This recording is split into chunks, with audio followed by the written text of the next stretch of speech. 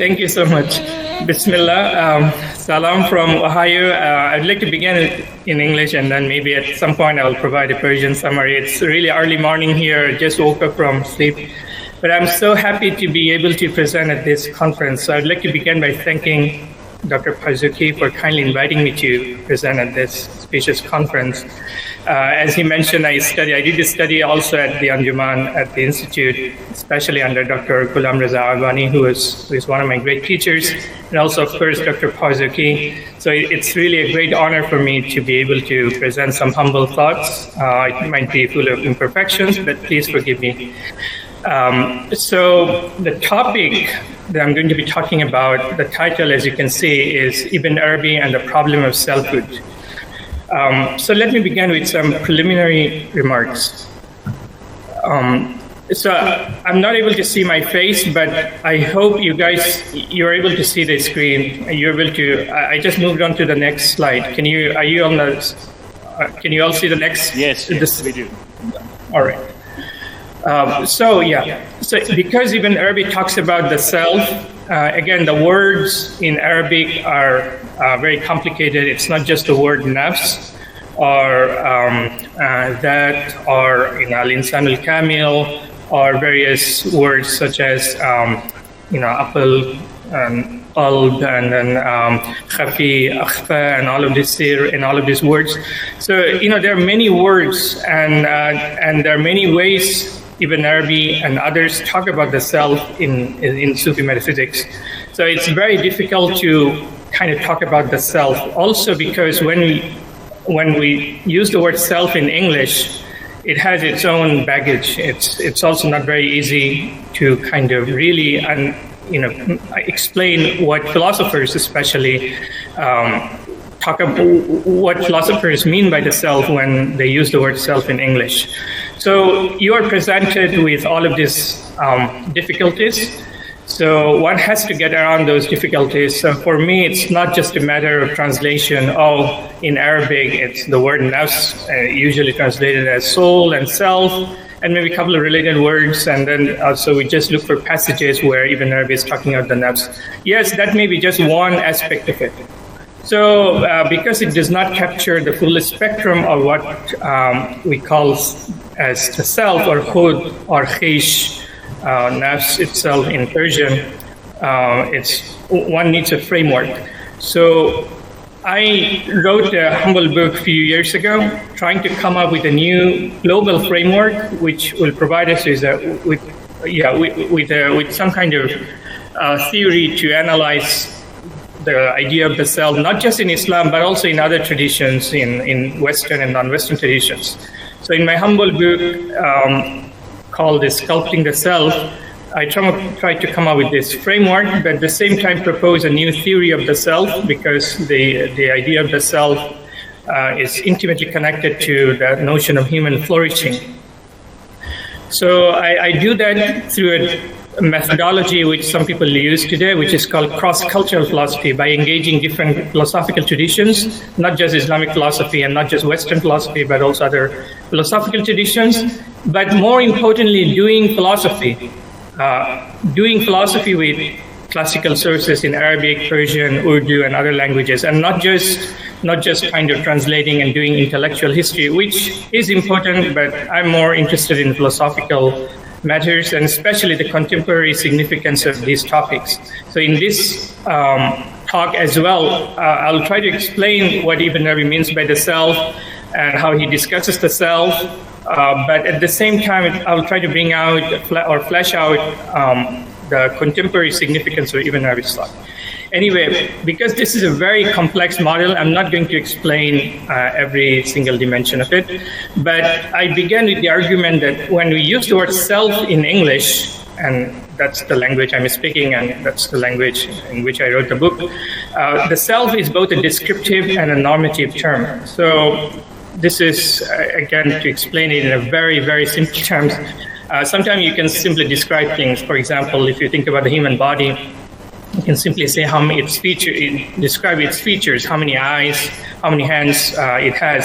But at the same time, when we say the self is not just descriptive, but also normative, it means we can talk about the self in terms of good and bad, and in terms of achievement. People talk about selfhood in terms of all sorts of normative ideas. So I kind of began from there. Of course, prior to that, there are other technical difficulties that I had to deal with, including the philological problems one faced.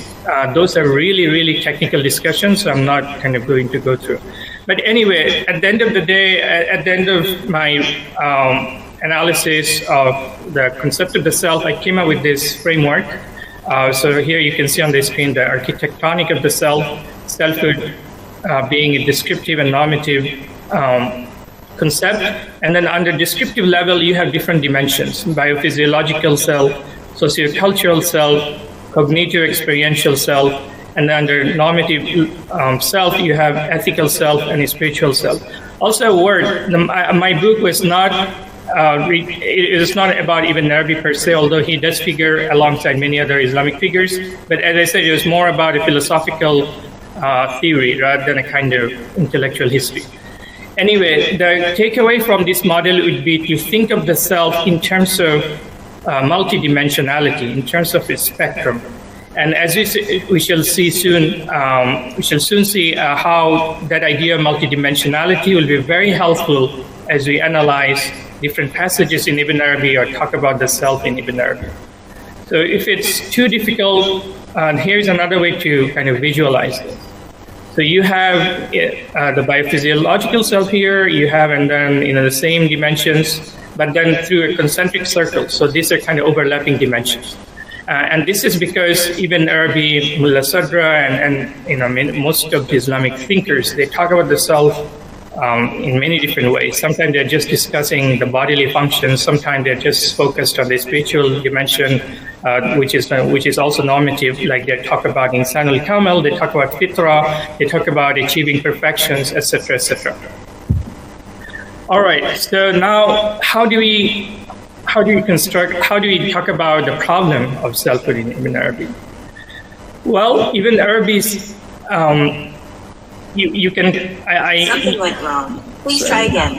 Sorry, just a moment.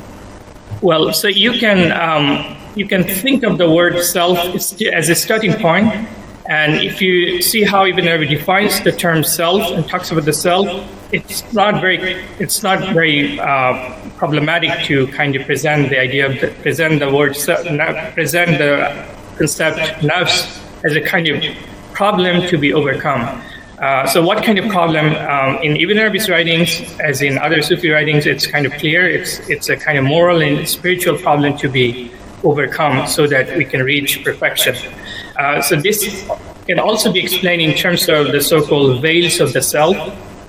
So there's a famous hadith that has been attributed to the Prophet, and you find it in many Sufi writings, which says there are 78,000 veils between God and the human being, and the goal of life is to kind of overcome all these veils of the ego, veils of the self, and they're kind of never ending. So from that perspective, it does appear to be a problem.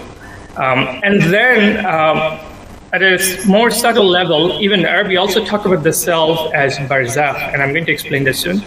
And when we talk about the self as barzakh, as something that's situated between the spiritual realm and the material realm, again, it's presented as an enigma. It has all sorts of the good qualities of the spirit, but at the same time, it has not so good qualities, the qualities that emerge from the material realm or matter. And then Ibn Arabi also sometimes talks about the self in terms of what I call the vulnerable self. That might be quite interesting. So I'm going to explain that. And finally, I'll also talk about the station of no station, maqam la maqam, the famous concept, and how that gives us a picture of Ibn Arabi's ultimate conception of the self. All right, so these are the topics that I'm going to be explaining in the next 20 minutes or so. Let's begin with the idea of the vulnerable self. So, in terms of the framework that I'm presenting, I came up with, this would fall under cognitive experiential self, but it will have overlap with other dimensions, but mainly it's emanating from our first-person subjectivity experience. It's not simply something that you assert through religious scripture. So anyway, what is the idea of the vulnerable self? So here is a passage from Futuhat, chapter 52. And let me read out the passage and then try to explain the concept of the vulnerable self. Quote, "Now this fundamental weakness of the human being was only so that his essence might always be accompanied by lowliness, needfulness, and the search for its survival, and the need for its creator.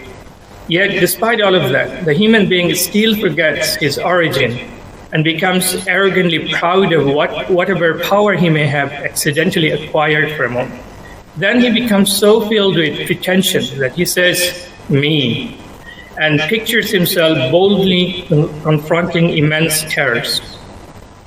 Yet, when a flea bites him, that essential anxiety is awakened by the existence of this pain, so he hastens to remove this pain, and he remains all upset until he finds that flea and kills it. So what is it about a mere flea that causes him so much intense concern, driving him suddenly from his bed, just like an earthquake, so that he can't sleep? And what happened to that pretentious ego, ready to confront immense terrors, yet so suddenly undone by the single bite of a flea or a mosquito?" So this is quite a revealing passage. I know this is kind of unusual. As far as I'm aware, both in Persian and English, the literature that we have on Ibn Arabi does not talk about this idea of vulnerability. We are always focused on human perfection, all the stations in the Sufi path that we're supposed to perfect, we're supposed to attain. That's all good. I'll come back to some of those as well. But it's very important to perhaps note at the very beginning that when we have something like the insan al-kamil, the kind of anthropocosmic self, the self that reflects the divine image fully, but to get there, we have to actually overcome a lot of the things about ourselves. We have to overcome mainly our vulnerability to our own self. And so this passage shows that although in terms of the cell's in terms of the cell's innate potential, it can achieve perfection. It can attain the station of the insan al-kamil, or the perfect human being. But in reality, when we are faced with human experience, we see all of these things coming into the scene. Like people, despite their potential, when a flea or mosquito bites them, and they become so anxious that they can't even sleep, as Ibn Arabi was saying, and they're always needful. So this is a notion of vulnerability that makes sense when it comes to human experience, and it's very important to kind of acknowledge, I believe, because we are vulnerable to not just things external to ourselves, such as the earthquake, wars, or many other social and political factors, but also our very impulsive behavior and also our irrational behavior. So I try to explain this concept through. Can you all see the next slide? Yes. So I try to explain this idea of the vulnerable self through this character called Gollum. So those of you who have watched the film The Lord of the Rings, you will remember this character from Gollum, and I provided a link. It's actually so interesting. And if you have not watched the this famous film. If you had read the Tolkien, who is an English writer, wrote these books on these topics, mythological books, it's highly representative of what I'm talking about. So Gollum is a kind of hobbit. It is a hobbit, not a kind of. It's a hobbit in the film or in the book, Lord of the Rings. And as you know, it's not a human figure, but the idea is it's easy to capture. Basically, he was a good man or good hobbit, and then he saw the ring. It's a source of power, and the source of power corrupts him. It makes him so ambitious. So he gives up his humanity in a way because of power, and then becomes kind of Gollum. So Gollum, the word itself is so interesting. It has interesting things. You can find interesting things about Gollum in Jewish thought as well. Anyway, so Gollum becomes Gollum after corrupting his soul. Before that, he had a different name. So this idea of Gollum will give us a sense of how we can view our own self vis-a-vis our true self. So Gollum is like our double, our shadow, our other within the self. That is, he represents a division within the self. So if we think about a situation where we get angry, when you get angry, we realize that, I was angry, but I shouldn't have been angry. I don't want to be angry. So there's a kind of split within the self. We know we got carried away. That's why we got angry. We behaved in a bad way. But then there's at the same time something good in us, our conscience or whatever, that is telling us that's not our true self. I don't like to be angry. I don't want to identify with anger or other emotions, hate, jealousy, whatever. And yet, in real life, that's what happens. So he's kind of the absurd and the irrational within us. And it's not just emotions, it's also irrational behavior. It's also the absurdities. It's also conceptions like that, it's also things like self-interest. And people today, for example, in economics defines the human being or self as a self-interested being. So if you think about self-interest, if you think about self-centeredness, narcissism, these are all negative qualities, tendencies. And they don't, even from a purely secular point of view, they don't kind of serve us well in the long run. So these are all kind of vulnerabilities. That's why I call this the vulnerable self. In Sufi thought, of course, we have the concept of nafsul ammara bisu, the soul that commands us to evil inciting self. It's kind of there, but then I'm doing philosophy, so I'm not just translating things, and I'm just also adding things from our own experience, from our own sociocultural context. Anyway, I think it's clear to us what I mean by the vulnerable self, and its importance will be clearer as we proceed. Just one more thing. Because we live in an age, especially in the West, where we talk about liberalism all the time, we talk about individualism, we talk about self-determination, and we tend to provide a very rosy picture of the human self. The human, either when it comes to Charles Taylor talking about modern inwardness, self-expressivism, or simply liberal conceptions of self-determination. You have full sovereignty, you have full control over your life, you should realize it. I mean, on some level, no one should question those kind of freedom or self-determination. But that's just one dimension of it. How about the vulnerability? It's so problematic when you present an image of the self, which is so kind of, in a way, idealistic. You neglect the real experiences of the human beings, where, a mosquito bites you, and then where is your self-determination? So life is more complicated. There are a lot of factors, both outside of us and within us, that actually affect the way we want to think about selfhood. We want to think about being human being. So it's very important that we take into consideration this idea of the vulnerability. All right, moving on. So Ibn Arabi also provides an ontological explanation as to why is it that when it comes to the human self, on the one hand, you have the idea of the fitra, you have the idea of original, disposition, where in a state of perfection. Also, you have the idea of the insan kamil. But at the same time, when we look at human beings, we don't feel very happy sometimes when we consider things that we do. So why modern theorists would try to explain this only through culture, through social constructionism? So I have a lot of these discussions in my book.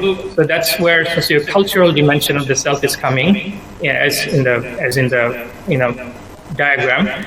But I think sociocultural, the society, culture, language, environment, they definitely affect the way we think about ourselves. And we think about even an ideal self, but at the same time, there is an ontological basis. So Ibn Arabi explains this through this passage. Why is it that human beings have this internal, intrinsic weakness despite their potential? So this passage from Futuhat, again, chapter 52 says, quote, "The reason for this is that the subtle inner reality of human beings, al-latifa al-insaniya, is between the divine spirit, which is the breath, nafs ar-Rahman, breath of the All-Merciful, and that well-shaped body composed of the fine balance of the four earthly elements which exist within the harmonious order of nature that God has placed under the domination of the universal soul, just as he has placed these earthly elements under the domination and rule of the heavenly spheres." And it goes on, there's a hierarchy. So some of these are familiar to us. So in a way, our body is at the 5th degree of external domination. So it is the weakest of all weak things, and weakness is its very foundation. End of quote. So that explains. So fundamentally, Ibn Arabi is trying to say that if we think about the self, if we think about the soul as barzakh, again, at a more subtle level, the soul and the self are not always synonymous. I know in Arabic and Persian, when you say nafs, it can be both self and soul, and most of the time they're synonymous, but there can be contexts where you have to distinguish. Anyway, so I'm going to go through some of this very quickly because some of this is familiar to the students of Ibn Arabi. So that the ontology begins with wujud, the one wujud, and its tajalli and indefinite self-disclosures, because God is, the essence is infinite. Its infinitude demands the overflowing realization of all kinds of possibilities. So in this ontology, the soul can be thought of as barzakh, something in between. That's the essential quality of barzakh, because existence itself is barzakh. It's something intermediate between real being, wujud, and adam, and kind of nothingness. So existence here is not synonymous with wujud. Existence in the sense of nafs ar-Rahman, wujud al-wujud al-munbasit, the manifesting being, the hand of God, what is sometimes also called the action of being, God's act in short. So this can be also analyzed through this diagram. Barzakh is something as existence that lies between being and wujud. And interestingly, Ibn Arabi also talks about existence in terms of al-khayal al-mutlaq, the absolute imagination, because it's a kind of imagination of God, but God's imagination is unlike our imagination, because it's real. But as imagination, again, it's neither real nor completely unreal. It's something in between. Now, the soul has exactly the same status. That's why it's a problem. It's an enigma. That's why it's so difficult to talk about the soul.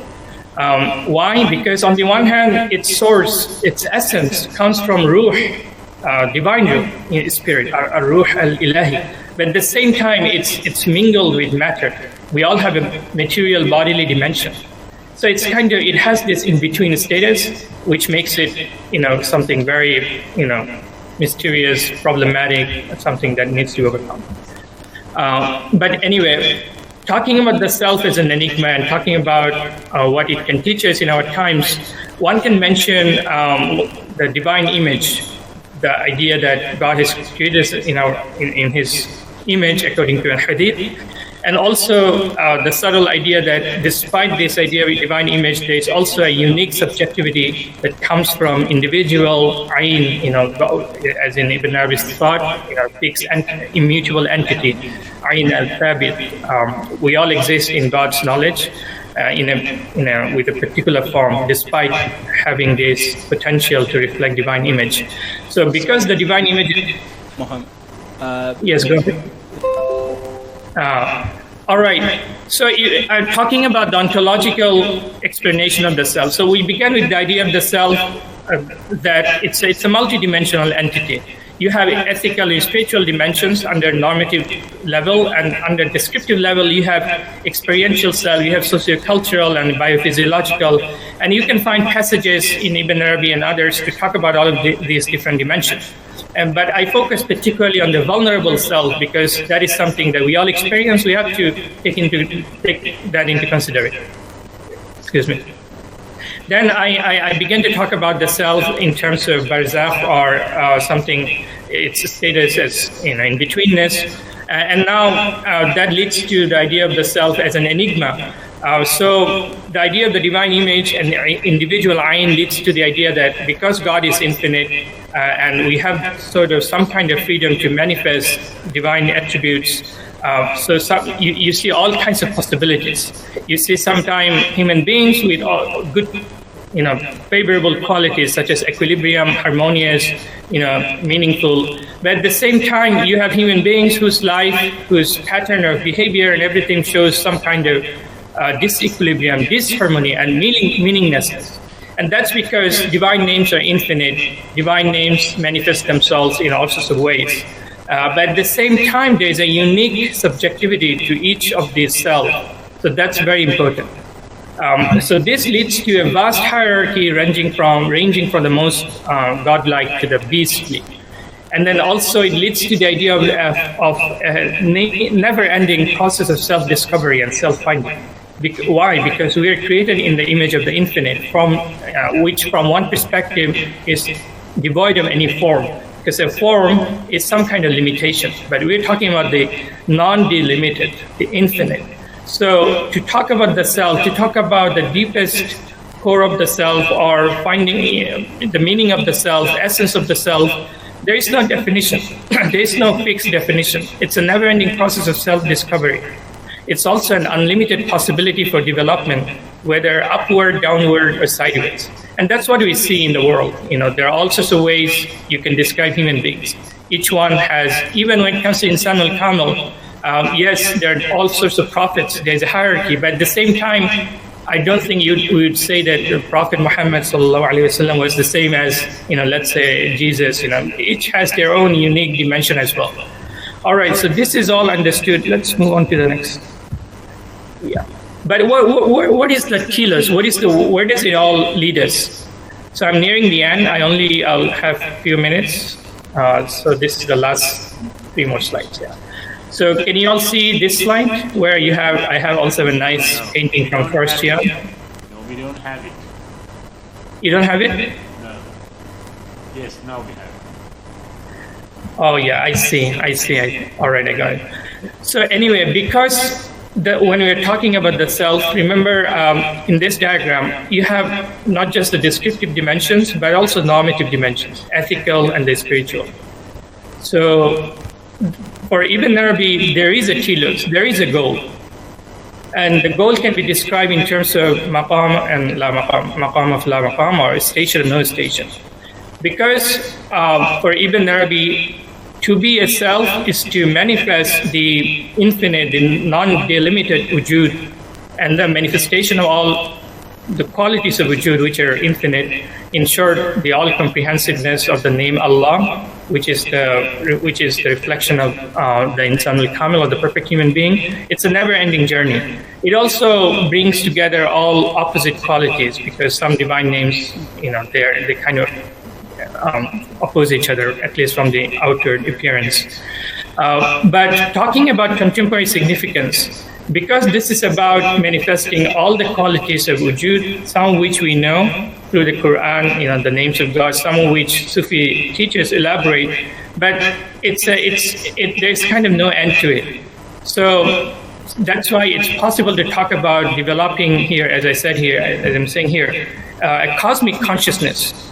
Because this is about the anthropocosmic self. This is about not confining, restricting the definition of the nafs, khud, and fish, whatever self-conception we have, to as something very narrow. Rather, it should be so capacious as to integrate our family, community, nation, world, and cosmos in our consciousness. And from that perspective, it should also should allow us to transcend egoism, nepotism, ethnocentrism, and chauvinistic nationalism. And you can see how this is so important in the context of the world in which we live. People talk about being in a self-determination. People talk about being human, being a good human, but at the same time, our behavior does not reflect the ideal, the normative, the spiritual ideal that we think is good for us. So Ibn Arabi's conception of the station of the non-station is so vital here, because it's asking us to to go for the next step, because there's no end to any of these qualities and perfections or station. And that's the reason when it comes to the ultimate question of who am I, this particular passage encapsulates it. So this is from Futuhat, chapter 367. Ibn Arabi says, quote, "In this voyage, I attained the meanings of all the divine names. I found that they all go back to the one that is named and one essence, Musamma Wahid wa Ain Wahida. The named was what I was witnessing, and that essence was my own wujud. Thus, my voyage was only in myself, and pointed to none but me." End of quote. This is so interesting, because when we try to explore and understand Ibn Arabi's magnum opus Futuhat and other writings, it's talking about so many things. He's talking about everything. But this particular passage sort of encapsulates everything, because it's saying that at the end of the day, when you're talking about the self, when you're talking about all of these divine perfections, human perfections, and according to divine image, it's an inward journey. It's all within myself.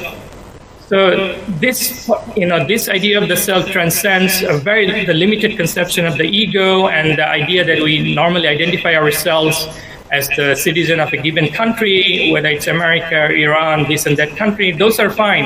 For me, that's the sociocultural self, and that has its own its own worth.